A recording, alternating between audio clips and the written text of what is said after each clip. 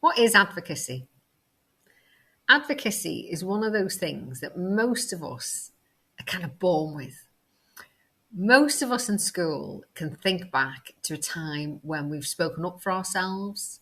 Perhaps a teacher told us off unfairly, or we might have been looking out for our mates and kind of challenging things that aren't right.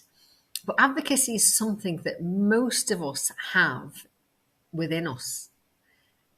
Advocacy is essentially about speaking up, and that can be speaking up for ourselves or providing support to another person so that they can speak up and be heard. Now, one of the things about advocacy is that we can get a bit fixed on this idea of speaking up. Most people I know are able to speak up. Most people I advocate with are very able to speak up.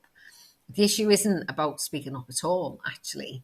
It's the second bit. It's about being heard. And it's about the systems and the professionals around that individual. For me as an advocate, it's making sure that they are listening properly to what my partner, who's got a perfectly capable voice, is actually saying. Some things that you might hear in connection with advocacy are about human rights, particularly the right to be heard. And let me be really clear, this isn't like an ethical or moral right. We're talking about legal rights in the UK. You have a legal right to be heard when decisions are being made about you. So if you think about children, if decisions are being made about them, about where they live, they have a right to be heard. Adults, most pieces of legislation from the Mental Health Act, the Care Act, the Mental Capacity Act, and the Human Rights Act, all enshrine this right to be heard. Now, nobody has a right to get what they want. The right is to be heard. And I think in health and care, sometimes the two get confused a bit. Sometimes I think systems think, well, in order for me to hear a person, I've got to agree with them.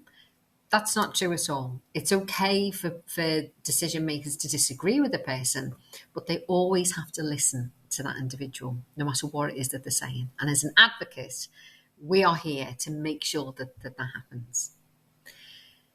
A large part of advocacy is supporting an individual to make choices and decisions. And that often is a very soft skill where we're creating a space for people. We are kind of creating opportunities and slowing things down and really helping the person access the information that they need to make decisions that make sense to them. So as an advocate, it's never ever about what we think should happen. It's always about what the individual wants to happen. And I'm there to make sure that that's taken seriously. There's an element for sure about being on the person's side. Anybody that says advocacy is non-biased or neutral is kind of talking loads of rubbish. Advocacy isn't unbiased, it's really biased. I am absolutely 100% on the person's side. No matter what it is that they're saying, I am there to have their back and to fight for whatever they want to happen or not happen. One of the best ways I've ever heard advocacy being described is that you might want an advocate when you want something stopped, started, or changed. That to me is a really nice way of thinking about advocacy. And no matter what it is the person wants stopped, started, or change, I'm on their side to make that happen. We also describe advocacy as confidential and independent. They're words that you might hear in connection with advocacy. And that's true. We absolutely work to the person. And we offer that confidential space for the person to work out what's important to them. And the last point on this little slide is that anyone can be an advocate. Sometimes I think in professional settings, we assume that professional advocates are the only advocates, and that's nonsense. Most people are brilliant self-advocates. Most parents are brilliant advocates.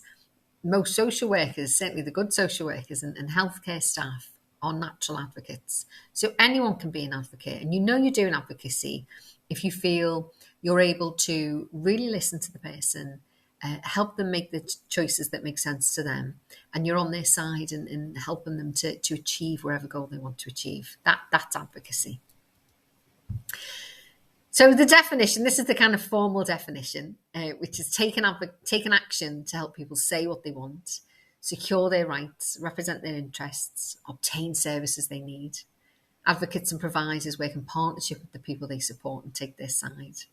And advocacy promotes social inclusion, equality, and social justice. It's a lovely definition. It's a bit of a mouthful, but it's a lovely definition because it sings to all those things that promote human rights and make sure that people are in control of their own life, and they have to draw on health and social care. An advocate is there to make sure that they have as much control as they possibly can. But I'm going to give you the most simplistic way to think about advocacy. And for me, advocacy in its purest sense is walking alongside somebody. It's not trying to fix. It's not trying to judge. It's not trying to decide what's best. It's walking alongside and being with that person. And in this context, I'd use words like appreciate the person's circumstances, value their life experiences, respect their goals and their outcomes. And it's about being equal in that relationship. And I like this image because I don't know which person's the advocate and which person's the advocacy partner. They're equal. They're just two people walking along a path.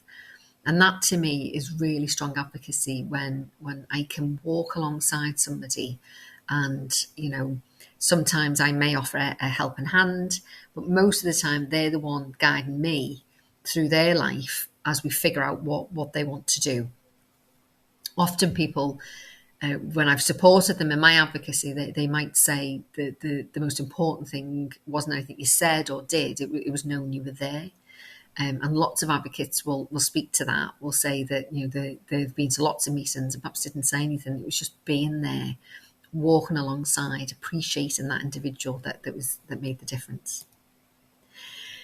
Quick whiz through of different types of advocacy for the geeks who like all the different labels within advocacy. So there are different types of advocacy.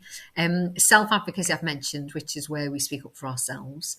Peer advocacy is a type of advocacy where people with shared experiences come together to use that shared experience in their advocacy role. So you might have a group of care leavers, for instance, come together, or people who have used mental health services, or a group of disabled advocates. But the beautiful thing within peer advocacy is that sense of sharedness, of we understand, we appreciate we've got, so that brings us together, and then we can draw on that to make things better for ourselves or for society. Group advocacy is any group which comes together, and that can be organised or it can be quite natural.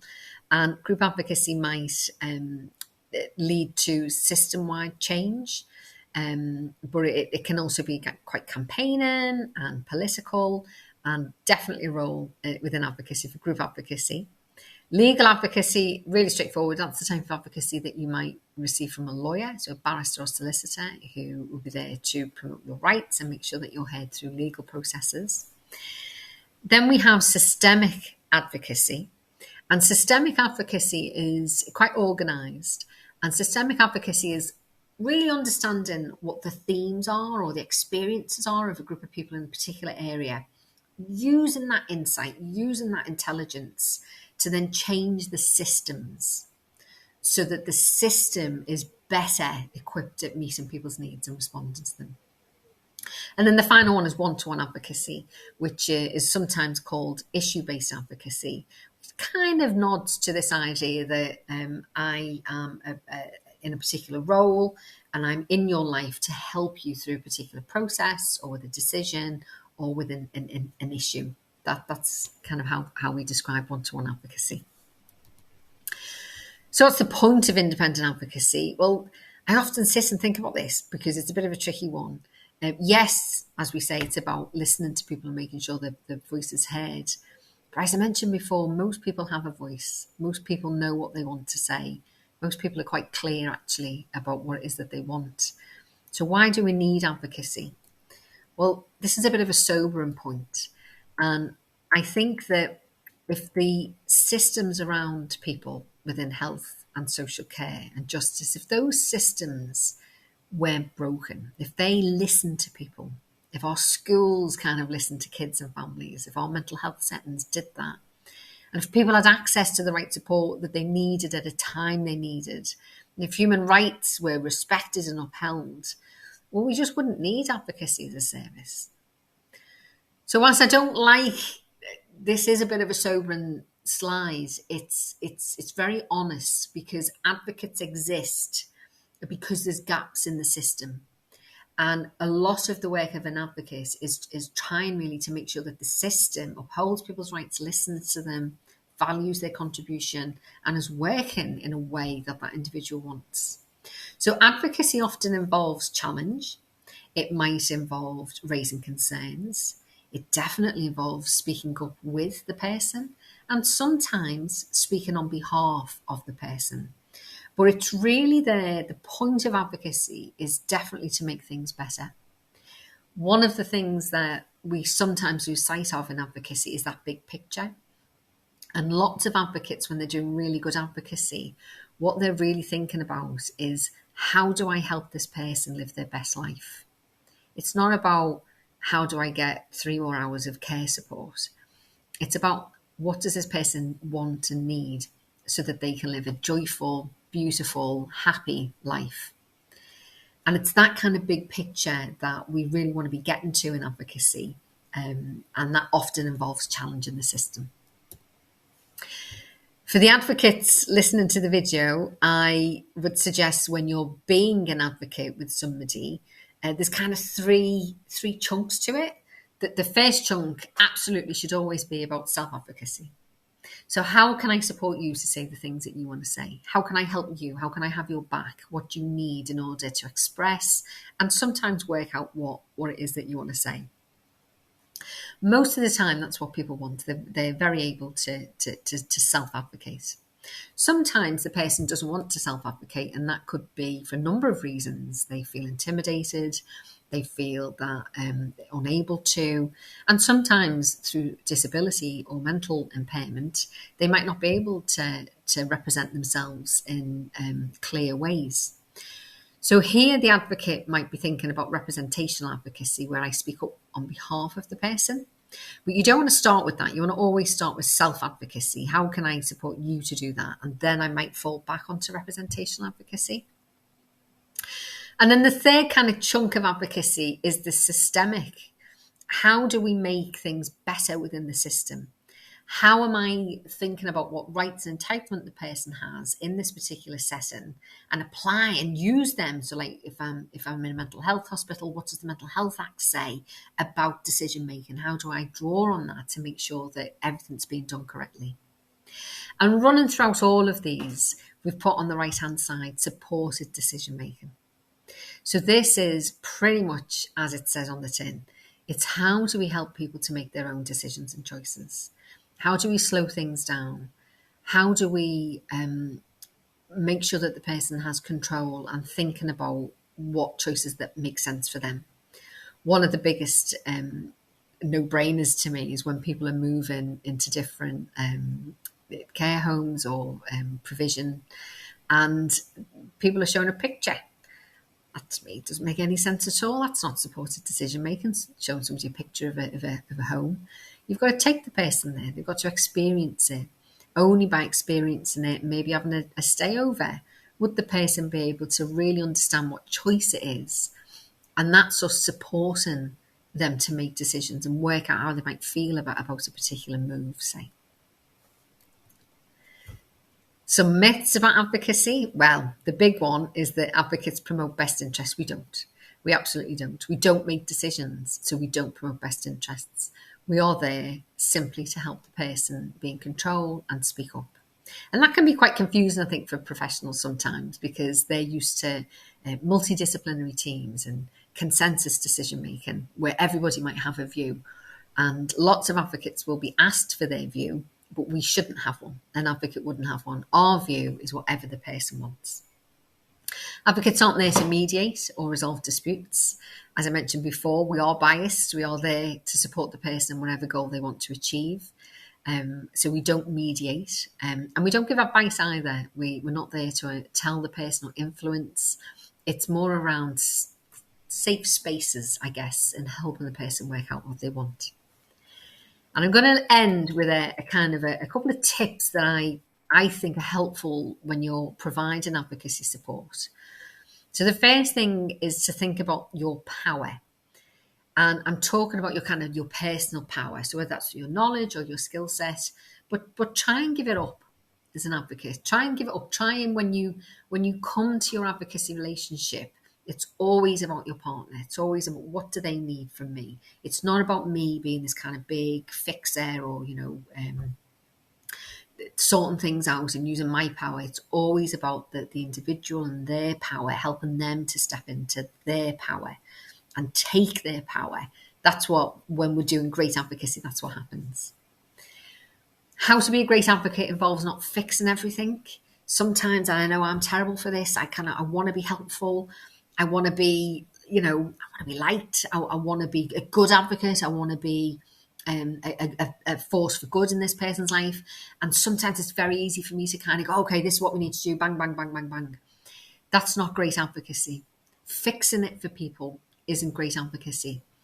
What we need to do is to trust, give up that power and step into a space where we're really creating the space for our partner to do all of that. So it's taking a backseat and it's thinking about what does the person want to do. And rather than me rushing to do it, it's walking alongside them as they do that. The next kind of tip is in our listening, and I implore anyone in health and social care to take this on board. But when we're listening and when we're really in a space, when we're really sharing a space and we're present with people, we're not fixing. We're not trying to advise, and we're not trying to come up with solutions. We're trying to understand and appreciate. And that is what we do as an advocate. We listen. We never say, I hear what you're saying, but. There's no room for buts. I hear what you're saying, but we can't do that. I hear what you're saying, but I don't think they'll allow you. I hear what you're saying, but that's risky. I hear what you're saying, but that's expensive. There's no buts. It's simply, I hear what you're saying. Tell me more. I hear what you're saying. I can see that. It's really important to you. I hear what you're saying. That's what we do when we listen as advocates. And then the rest is supported decision making, I'm afraid. How do we as advocates really push systems to help people and respect decisions that they want to make? That's what we're there for. We're there to make sure that the person can make the choices that they want to make, that make sense to them, in order so that they can have a great life.